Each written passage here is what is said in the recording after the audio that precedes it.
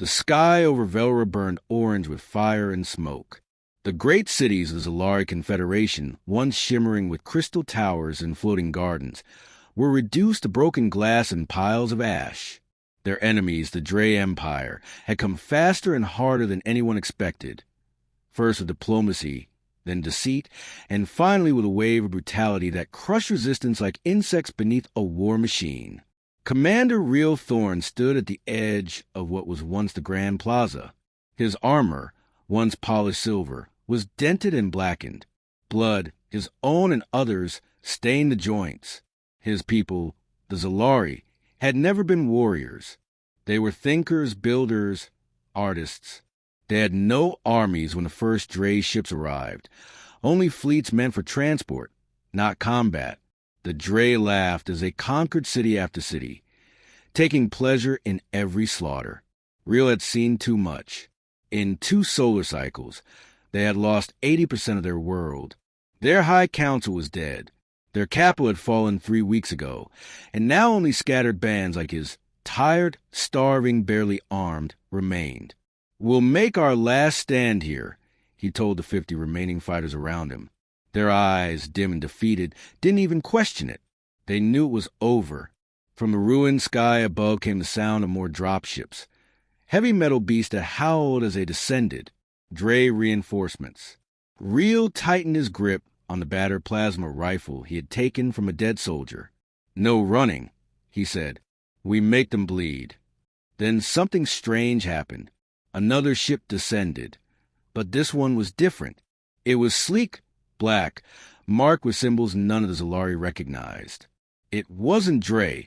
It didn't carry the bone-colored war design of their empire. And it was coming down fast, almost recklessly. Real ducked instinctively as the ship landed hard, cracking the scorched earth beneath. For a second, nothing happened. His fighters were frozen, confused. Was a new enemy? A new horror? Then the door opened. They were tall, taller than Zalari, clad in armor that hissed with energy, their helmets reflecting the burning light.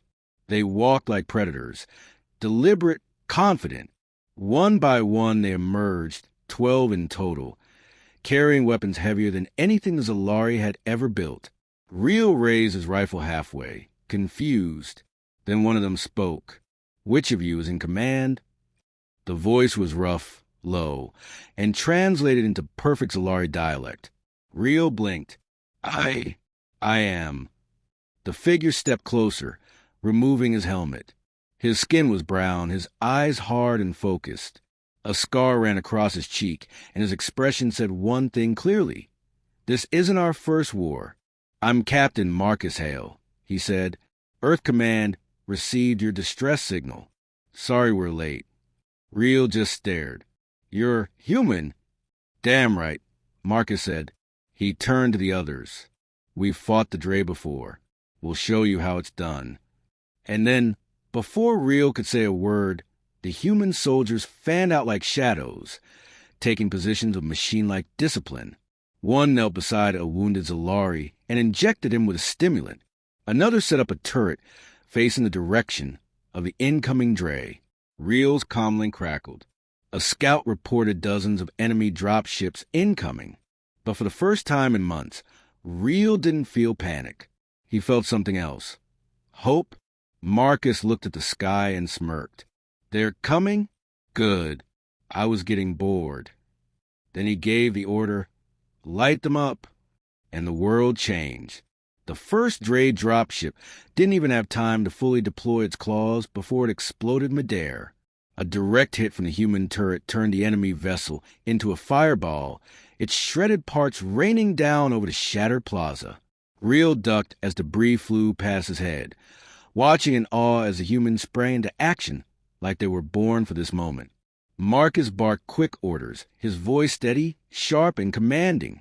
The rest of the squad moved without hesitation, setting up crossfire lanes, boosting weak shield lines, and reinforcing cover points that the Zalari hadn't even considered usable.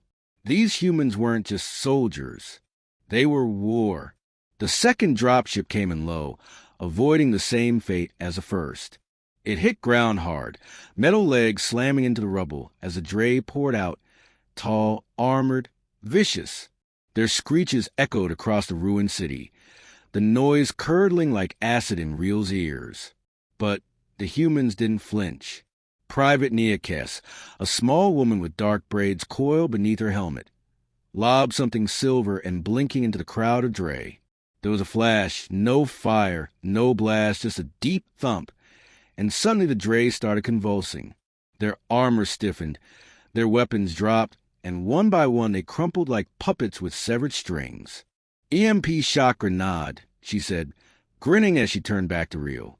Rips through their nerve tech. They still haven't figured out how to shield it. Real watched the dray writhe and fall. He'd fought them for months, seen friends torn in half, seen children burn alive, and yet here these humans were, neutralizing them like they were pests. Another enemy squad charged, roaring from the eastern flank. The humans didn't move from their position. Instead, Sergeant Barlow activated something from his wrist. A sound wave burst outward, and suddenly energy shields blinked to life in a perfect semicircle. The dray's plasma fire bounced harmlessly off it. Barlow raised his rifle and fired 3 precise bursts. 3 dray dropped. Real barely realized his mouth was open until he caught Marcus watching him. The human captain raised an eyebrow. "You just going to stand there, or are you going to fight?" Yes." Real snapped to attention. He turned to his remaining Zalari fighters. "Form up. Support the humans. Aim for the gaps in the dray armor. Let them lead." And just like that, the tide began to turn. The dray weren't used to resistance. They had been winning for too long, too easily. But now they were stumbling, retreating, snarling in frustration as wave after wave of their assault was turned back. The plaza that had once been a slaughterhouse was now a battleground, and for the first time in memory, it wasn't the Zalari dying in droves. It was the dray. By the second hour of fighting, more human ships were arriving, sleek black falcons that rained fire from above. Human medics began treating wounded Zalari, their equipment clean, fast, and efficient. Drones buzzed overhead, mapping terrain, and broadcasting enemy locations to Marcus' tactical visor. The humans had brought war, but not chaos. They brought order. They brought fire with purpose. And they brought vengeance.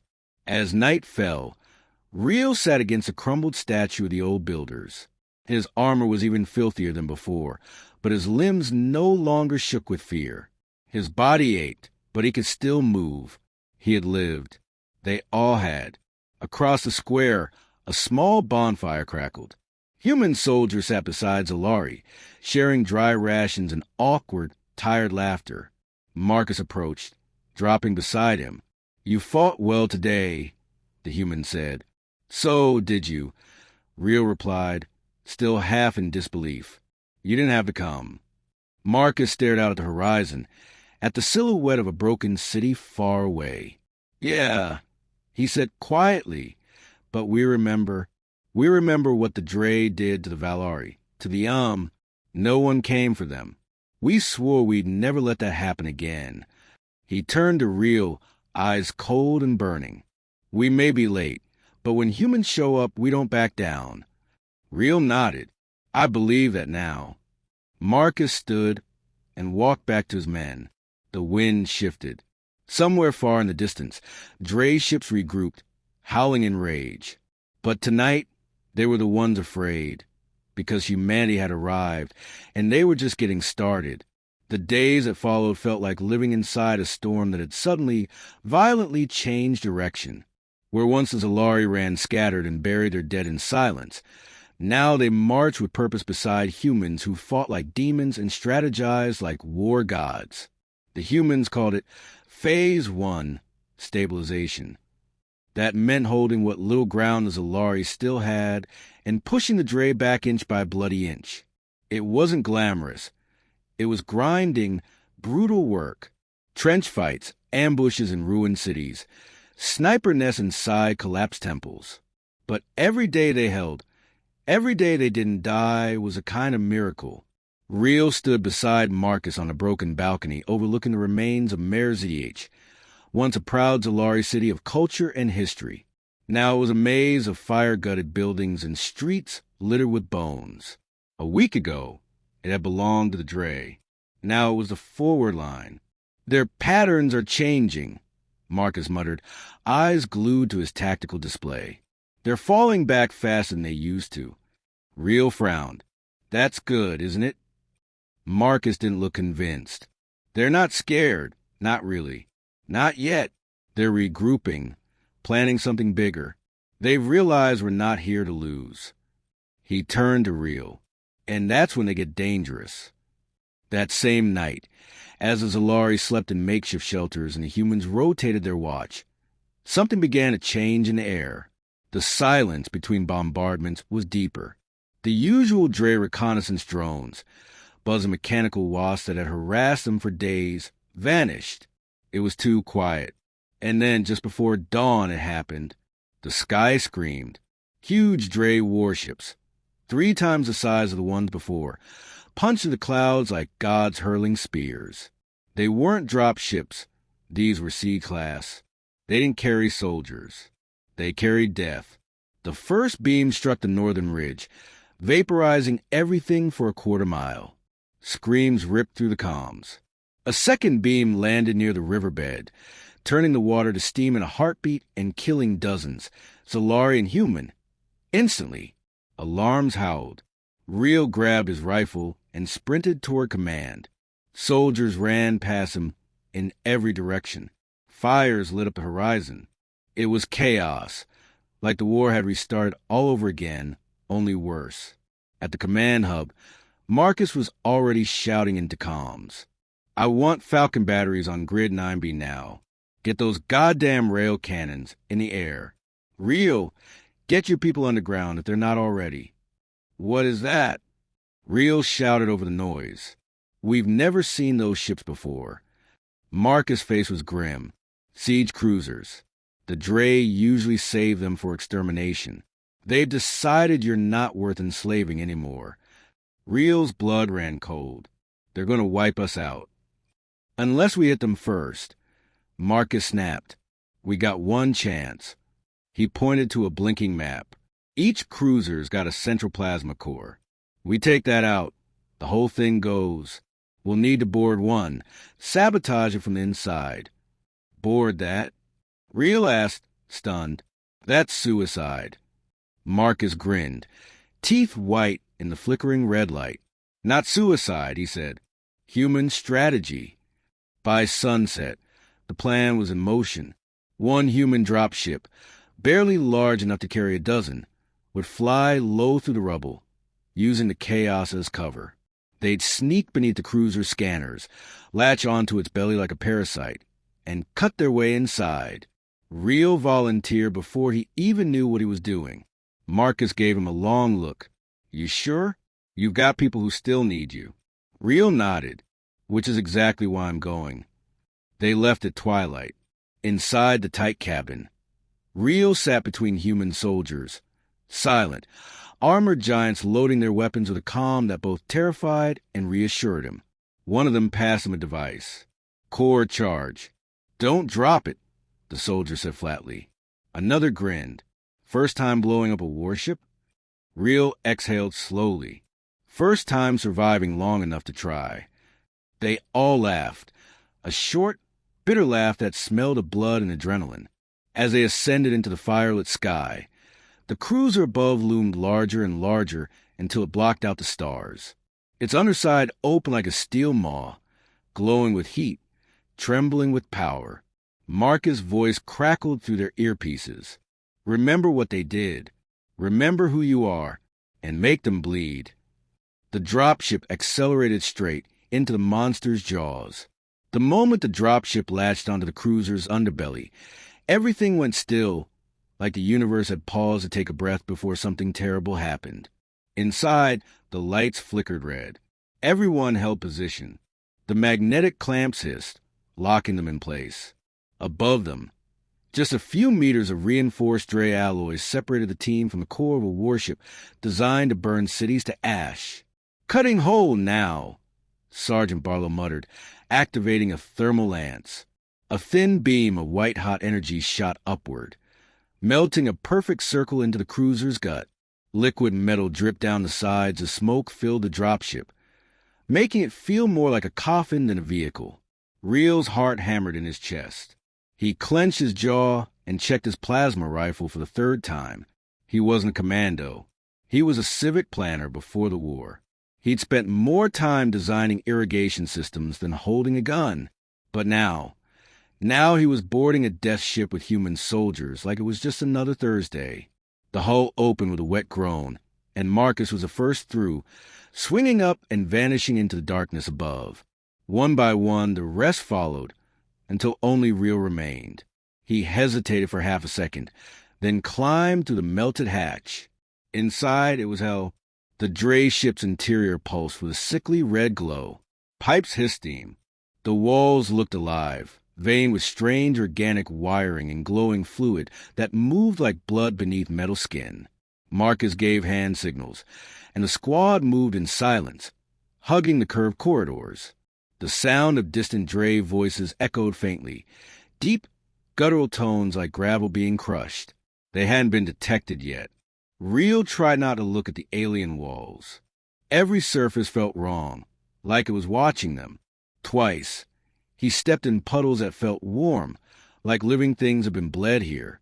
After 10 minutes of tense movement, they reached the core chamber, a massive vertical cylinder thrumming with contained energy. It glowed blue at the base, bright enough to cast dancing shadows over their faces. This was the heart of the beast. If it blew, the entire ship would go down in a glorious fireball. But it wasn't unguarded. 3 Dray enforcers stood in the chamber, bigger than normal infantry, heavily armored and mean-looking. One turned, snarled, and all hell broke loose. Marcus opened fire first. 2 shot straight to the head of the nearest one. It barely staggered. Barlow launched a grenade that bounced once before detonating midair, throwing up a wall of flame. The blast caught one Dray fully in the chest, blowing it back into the reactor wall. Reel fired blindly, ducking behind a pipe as the air filled with screams, gunfire, and the high-pitched whine of plasma charges. One of the Drays swung a heavy blade down, cleaving through the cover just inches from Reel's head. "Move!" Marcus shouted, tackling the beast from the side, jamming his blade through the joint of its armor. The Dray screeched and threw him off, but it gave Reel the opening he needed. He raised his rifle and emptied the charge directly into the creature's throat. It dropped like a collapsing building. Silence returned slowly, like it had to claw its way back in. 2 humans were down. Barlow had a long gash down his arm, but was still standing. Reel's hands were shaking so hard, he nearly dropped his weapon.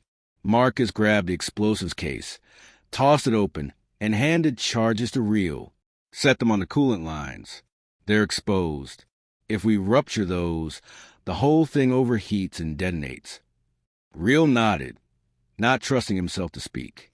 As he worked, placing the charges one by one, he couldn't help but think about what would happen if they failed. What if the Dray found them before they escaped? What if this core didn't go critical? What if they just died up here, forgotten in orbit? Then he saw it. A small carving scratched into the metal above the coolant valve. It wasn't Dray. It was human script. For Valeri. For Earth. Someone had been here before. Someone had tried this and failed. Reel swallowed hard and placed the final charge. Marcus checked his timer. 2 minutes. "Move!" They ran. The halls behind them screamed to life. Alarms. Dray sirens blaring in low tones that made the walls vibrate. "Go! Go! Go!" Marcus yelled. They reached the drop hatch and threw themselves through. The pilot was already pulling the ship away, the clamps disengaging as the cruiser began to shift, to convulse. Then came the explosion. The blast ripped upward through the center of the Dray cruiser like a spear of light, shattering its spine and sending the entire behemoth into a death roll. Fire burst from its core, and within seconds, the warship split in half, raining molten wreckage across the sky. From the ground, it looked like a new sun had been born. Inside the dropship, no one spoke. They didn't need to. They had done the impossible, and the message was clear. Humanity had arrived, and they were not here to beg. They were here to win.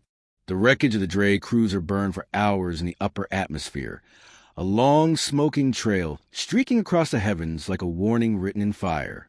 Every Zalari still breathing looked up at that trail and felt something they hadn't felt in a long, long time. Vengeance and hope.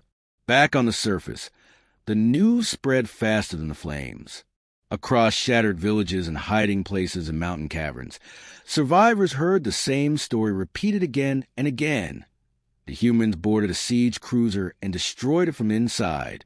Not damaged, not escaped, destroyed. Real became a symbol almost overnight, not because he wanted to be, but because he had survived, because he had fought. The Zalari weren't used to stories like this. They were used to loss, to surrender. They didn't tell tales of heroes anymore. They didn't have any. But now they had one. They had many. Still, the victory didn't bring peace. The Dray reeled from the loss, yes, but they didn't retreat. Instead, they doubled down.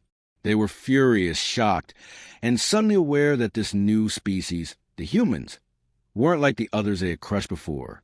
The retaliation came swift and merciless. 3 days after the cruiser's destruction, the Dray began bombing refugee zones. Not military targets. Civilians. Sick and injured. Children. Elders. Entire caves reduced to red mist in seconds. The humans responded with air strikes, surgical raids, intel hacks that exposed Dray locations. It became a war of escalation, and every time the Dray turned crueler, the humans turned deadlier. One night, in a crater-turned command post outside what used to be Zalari's second-largest city, Marcus stared silently at a wall filled with names, humans and Zalari alike. Some were scribbled on scraps of metal, others etched directly into stone. All of them dead. Real approached, his armor still marked with black soot from the last skirmish. He didn't speak at first. He just stood there beside Marcus, watching the wind blow ash across the names. "We're losing too many," Marcus said finally. Real nodded. "But we're not only losing anymore." Marcus' jaw flexed. "Yeah, still, the Dray don't know how to lose. They'll raise this planet before they admit defeat." Real looked at him. "Then we don't give them the choice." Marcus turned to him slowly. "You thinking what I think you're thinking?" Real's voice was steady. "We take the fight to them." There was a silence between them. Thick, electric. Then Marcus gave a cold, wolfish grin. Within a week, the plan took shape. Strike teams, mixed squads of humans and Zalari fighters, would coordinate to sabotage the Dray infrastructure across the planet. Not hit-and-run raids anymore. Not desperation attacks. Systematic destruction. Power relays. Communication hubs. Shipyards. Fuel depots. Every place the Dray thought was safe was suddenly a target. The humans called it the sweep, and in the middle of it, Real became a commander, not by rank, but by presence. He had bled with humans, burned with his own people, and walked through fire to see that cruiser fall. They listened to him now, even the humans. One mission stood out among them all, a key target. The Dray's orbital tether, a massive space-reaching structure that funneled resources directly to their high fleet in low orbit. If it fell, it would strand thousands of their reinforcements in space and cripple planetary coordination. But it was surrounded, guarded like a god. Marcus gathered the team in a burned-out cathedral at dusk. What remained of stained glass windows painted their armor in twisted colors as he laid the plan out. Full assault? Suicide, he said bluntly. So we don't assault. We infiltrate. One team. Small, fast, surgical. He looked at Real. "You're leading it." Real blinked. "Me?" "You've been in the fire with us. You know how they think now. You've seen the inside of their ships. You survived the cruiser. That's more than most generals back on Earth can say." Real didn't know what to say, so he said nothing, just nodded. The plan was madness. Get in through the supply tunnels. Use stolen Dre codes from a previous hack. Plant demolition charges on the tether support columns. Get out before it all comes down. Everyone knew the odds, but no one hesitated. They'd seen what happened when humans showed up, and now they were going to show the Dre what it meant to be human and Zalari together. The tunnels leading to the Dre orbital tether were ancient and stinking, remnants of the first planetary drills the Dre had slammed into ground decades ago when they began terraforming sections of Zalari's world for their own use. They were deep, dark, and filled with echoes of machinery that never stopped humming, like the heartbeat of something unnatural. Real led the team through narrow passages, each member cloaked in adaptive camo suits that shimmered like liquid shadow. There were 5 of them, 3 humans, 1 other Zalari named Kesser, and Real at the front. Every step closer to the tether's foundation made the air feel heavier, charged with static, like the whole place knew it wasn't supposed to be touched. They moved in silence, only their breathing and the faint buzz of scanners filling their ears. When they finally reached the first choke point, a corridor thick with heat sensors and motion trackers, Nia Kess disabled them with a small device no larger than her palm. The lights blinked and dimmed. A heartbeat later, the team slid through, undetected, past a main gate. The world opened up into a cavernous space. The tether's anchor sat in the center, rising like a giant spine of metal and malice straight up into the heavens. Blue light pulsed along its ridges, thick coils of reinforced alloy wrapped around it, carrying raw energy between the planet and the Dre fleet above. It wasn't just a structure. It was alive, and it was feeding the war. Real froze when he saw the guards, Dre's sentinels, twice the size of a soldier, loaded with heavier weapons and cloaked in energy fields that shimmered purple with menace. There were 6 of them, positioned around the tether like statues. Kesser leaned close. How we get past them? We don't, Real muttered, eyes scanning the environment. We distract. Nia pulled something from her pack, a drone no larger than a spider. She tapped a command into her wrist. The drone crawled forward, scaling the wall silently. It reached a high, rusted catwalk, and then dropped something, a small metal ball. Clink. The sound echoed like a hammer in a cathedral. The sentinels turned, and the team moved. Real and Kesser sprinted to the tether's support beams. Nia and the others peeled off to provide cover. Plasma bolts screamed past them as the Dre opened fire, lighting up the dark with streaks of deadly light. One of the humans took a bolt to the shoulder and went down hard. No scream, just a grunt. The other dragged him behind cover and returned fire without hesitation. Real knelt under the massive support coil and attached the first charge. His hands moved fast now, not from fear, but from memory. He knew what he was doing. The war had taught him well. They planted 6 charges total, each one pulsing with a red light and a silent promise of collapse. But they weren't fast enough. The sentinels adjusted their programming, adapted. One of them turned sharply and zeroed in on Real's location. Move! Nia shouted, opening fire with a high-powered repeater. The beam slammed into the sentinel's shield, staggering it but not stopping it. Real ducked, rolled, and hit the last detonator into place. We're good. Go! The team pulled back fast, retreating through the tunnel just as the floor shook beneath their feet. Dre reinforcements had arrived, dozens of them. The walls screamed with klaxons. Bullets and plasma fire turned the narrow exit into a death corridor. Real and Kesser covered the rear, laying down suppressive fire, while the others sprinted for the extraction point. A Dre blade caught Kesser in the leg, dropping him with a cry. Real turned back, eyes wild. Get up! Kesser tried, but the wound was too deep. His leg was nearly gone. I'm not making it, he choked. You have to go. Real didn't move.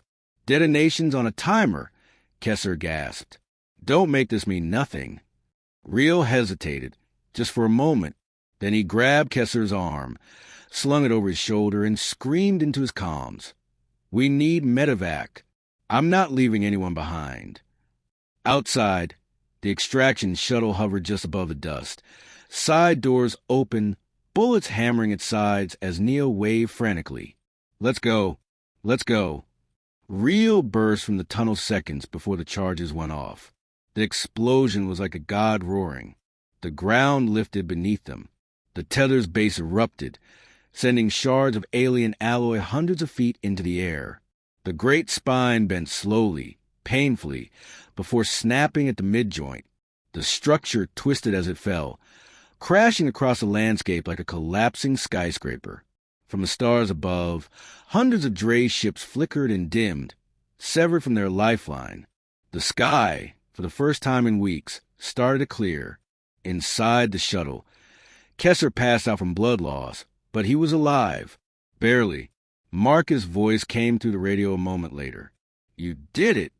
Reel leaned back, shaking, covered in blood and dust. No, he said softly. We did.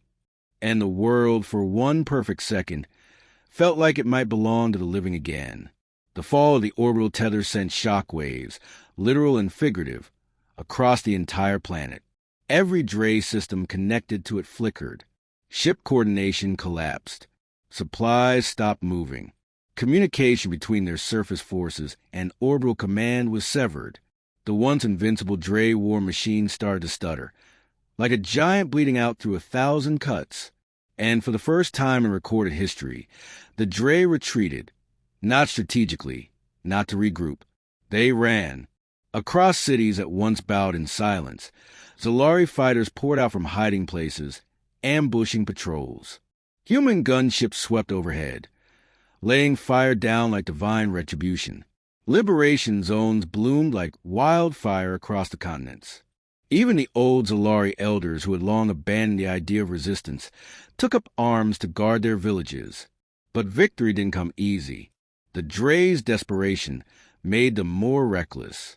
They started targeting entire regions with viral bombs, leaving corpses bloated in their homes.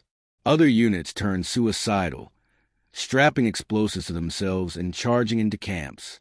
It became clear to Marcus and to Reel that this wouldn't end until they cut the head off the beast. And that head was General Vurak, the Dre warlord who had overseen the invasion from orbit. He hadn't left the planet since the war began. He was somewhere deep beneath the earth, in a fortress carved into the bones of a dead mountain, guarded by tech-to-humans hadn't cracked and soldiers who didn't fear death. Reel stood at the war table in the new field command center, a former Dre prison camp now converted into a base. The air reeked of smoke and solder, and maps covered every inch of the walls. Marcus pointed at the mountain labeled Drensical in trembling red ink. He's there. That's where it ends. The room was quiet. No one said what they were all thinking. It was a suicide mission. The mountain was rigged with defense towers, plasma artillery, and kill corridors. It wasn't a base. It was a tomb waiting to be sealed shut behind anyone foolish enough to enter. But Marcus just said, we go in, we kill Vurak, we rip out the rot. Reel looked across the room at the young Zalari fighters watching him. He had trained many of them himself in the weeks following the tether's destruction. They were scared, yes, but they were angry, determined. So he nodded, I'll go. And like always, Marcus didn't try to stop him. He just said, then I'm going too. The assault on Drensical began at dawn. 12 dropships carrying the best of both human and Zalari forces skimmed the mountainside under low cloud cover. Cloaked drones flew ahead, disabling radar and mines. Anti-air turrets were jammed just long enough for the dropships to slip through. Reel rode in the lead ship, Kessler beside him, his leg now replaced with a cybernetic brace the humans had rushed to build for him. You sure about this? Kessler asked, tightening the strap on his rifle.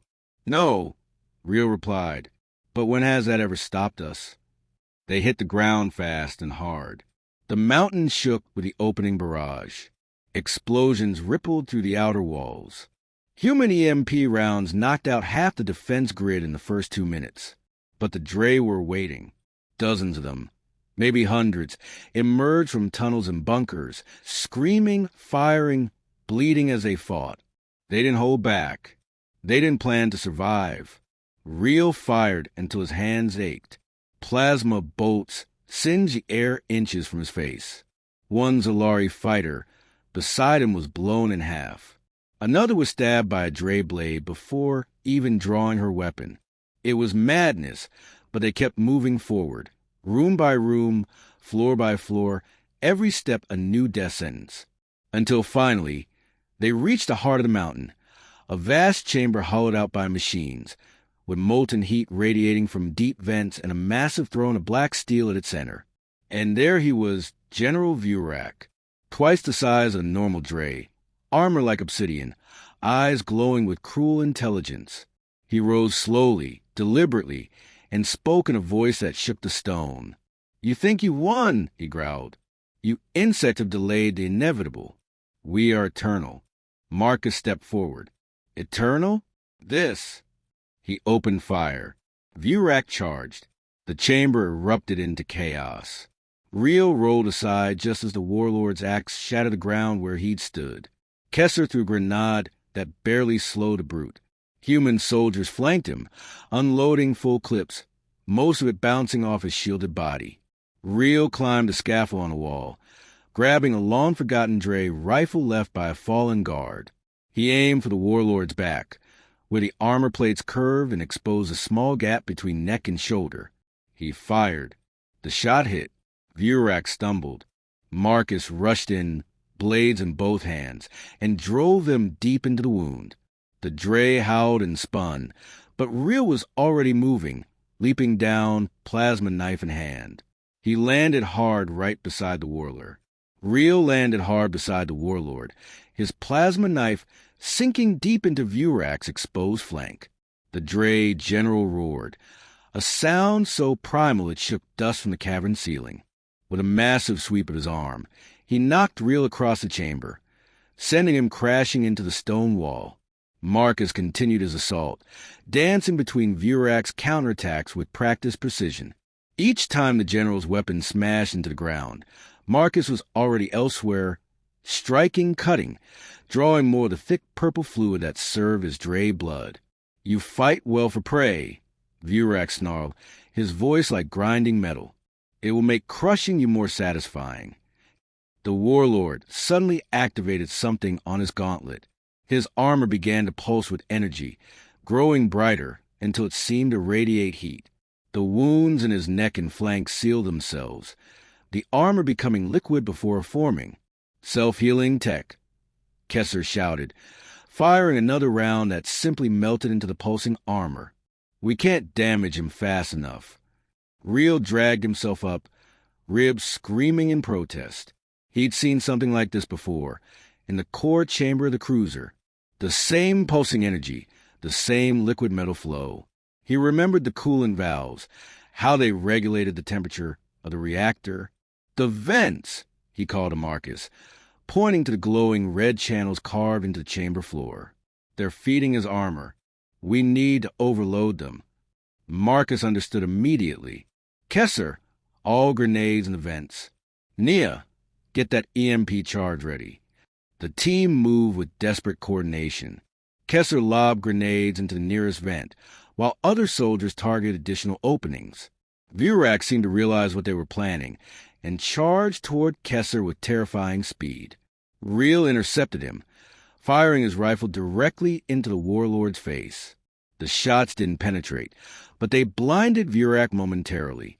The dray swung blindly, his massive fist catching Reel in the shoulder, sending him sprawling. The grenades detonated in sequence, each blast sending geysers of superheated air and molten rock, spewing from vents. The chamber's temperature spiked instantly. Warning klaxons began to wail throughout the mountain. Vurak's armor began to shimmer erratically, power fluctuations causing it to fade in and out. The warlord staggered, suddenly vulnerable. "Now!" Marcus shouted. Nia activated the EMP charge and hurled it directly at Vurak. The device detonated in a silent flash of blue light. The dray's armor locked up completely, freezing him in place like a statue. For a brief moment, everything was still. Then Vurak began to move again, slower, but with terrible purpose. His armor cracked in places, revealing raw flesh beneath, but he wasn't stopping. "You think technology is our only weapon?" he growled, advancing toward Marcus. "We conquered worlds before your species left its cradle." Marcus stood his ground, drawing his last blade, a strange black knife unlike anything Real had seen before. It didn't glow like plasma weapons. It was simply dark, absorbing the light around it. "Maybe," Marcus said calmly, "but we've been fighting our own kind a lot longer than you've been fighting anyone." The human move was sudden, brutal efficiency. He ducked under Vurak's sluggish swing and drove the black blade directly into Dre's exposed throat. The warlord froze, eyes widening in genuine shock. "Nanoblade," Marcus explained, twisting the weapon deeper. "Disassembles anything it touches at the molecular level." Vurak tried to speak, but only gurgling sounds emerged. His massive form began to collapse in on itself, starting from the wound and spreading outward. It wasn't blood flowing from him now. It was his entire being, disintegrating like sand in a strong wind. The warlord's eyes locked with Marcus's one final time, filled with disbelief that quickly turned to fear. Then he was gone, nothing but ash and fragments of armor clattering to the stone floor. The chamber fell silent, except for the distant alarms and the labored breathing of survivors. Real limped to Marcus's side, gazing down at the remains of the creature who had caused so much suffering. "Is it over?" he asked quietly. Marcus sheathed the nanoblade. "No, there's still Dre out there." But without Vurak, without their tether, without their war machine, he looked up at Real, a grim smile forming on his face. "They'll run, and we'll hunt them." The ground suddenly shook violently beneath them. The mountain was destabilizing. The destruction of the thermal vents had triggered something catastrophic in the heart of Drensical. "Time to go," Marcus ordered, helping a wounded soldier to her feet. "This place is coming down." They retreated through corridors that were already collapsing, past the bodies of fallen comrades and enemies. The battle had cost them dearly, but for the first time since the invasion began, there was a clear path forward. Outside, they watched as the mountain began to fold in on itself. Massive cracks spread across its surface, venting steam and fire into the dawn sky. The Dre fortress, symbol of their dominance, disappeared into the earth with a thunderous roar. Across the planet, the news spread like wildfire. General Vurak was dead. The Dre command structure was in chaos. Their remaining forces were retreating en masse, abandoning outposts and fleeing to whatever ships still functioned in orbit. Real stood on a ridge overlooking what had once been his home city. The ruins were still smoking, the dead still unburied. But something had changed. Zalari were emerging from hiding places, gathering in groups, their faces turned toward the sky not in fear, but in hope. Marcus joined him, his armor scarred and broken in blood, his own and others dried in its joints. "Your people rebuild fast," he observed. "We were always builders," Real replied. "The Dre forced us to become warriors." And now, Real watched as human ships landed in the distance, not carrying soldiers this time, but medical supplies, food, construction equipment. "Now we can be both." Marcus nodded, looking up at the stars now visible through clearing skies. "More human ships are coming, not just warships. Colony ships, engineers, farmers." He turned to Real. "If you'll have us, we'd like to stay. Help rebuild." Real extended his hand in the human gesture he'd learned weeks ago. "I think," he said as Marcus clasped his forearm, "that when humans arrive, everything changes." The war wasn't over. The Dre would return someday, perhaps with greater numbers, perhaps with new weapons. But they would find something different waiting for them. A planet of builders who had learned to fight, standing alongside warriors who had come to build. And that would make all the difference.